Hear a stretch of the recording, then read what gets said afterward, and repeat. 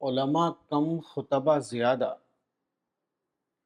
مشہور صحابی رسول حضرت عبداللہ ابن مسعود نے فرمایا، انکم فی زمان کثیر فقہاؤہ قلیل خطباؤہ، وسیأتی من بعدکم زمان قلیل فقہاؤہ کثیر خطباؤہ۔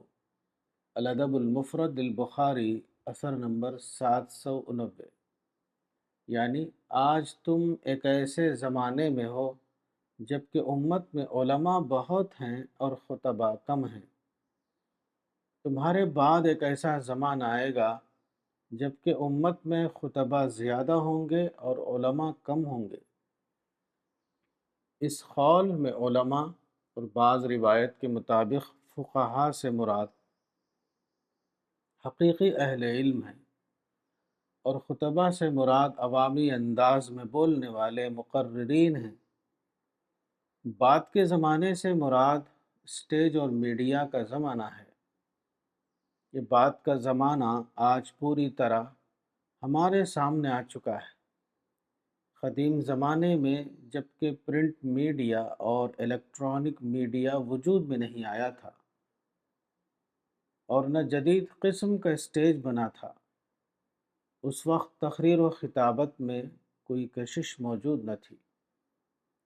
اس وقت کے حالات میں لوگ زیادہ تر علمی مطالعہ اور علمی کاموں میں مشغول رہتے تھے۔ اس بنا پر قدیم زمانے میں یہ ممکن تھا کہ بڑے بڑے اہل علم پیدا ہوں۔ موجودہ زمانے میں اسٹیج اور میڈیا کے ظہور نے صورتحال کو بالکل بدل دیا ہے۔ اب یہ ممکن ہو گیا ہے کہ آدمی پرجوش تقریریں کر کے اسٹیج پر نمایاں ہو، اخباروں میں اس کی تصویریں چھپیں، ٹی وی کے پروگراموں میں اس کا شاندار مظاہرہ ہو، وغیرہ۔ اس طرح کی چیزوں نے آج کے ذہین لوگوں کو علم سے بے رغبت کر دیا ہے۔ اسٹیج اور میڈیا میں نمایاں ہونا ان کے لیے زیادہ پرکشش بن گیا ہے۔ یہی وہ حقیقت ہے جس کو صحابی رسول نے پیشن گوئی کے انداز میں بیان کیا۔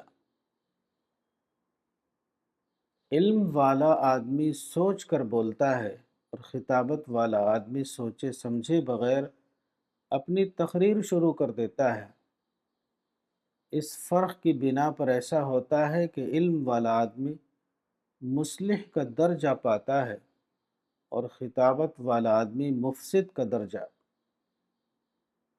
مستقبل کی تعمیر کے لیے ہمیشہ صاحب بصیرت اہل علم درکار ہوتے ہیں، نہ کہ اہل خطابت۔ الرسالہ، فروری 2009۔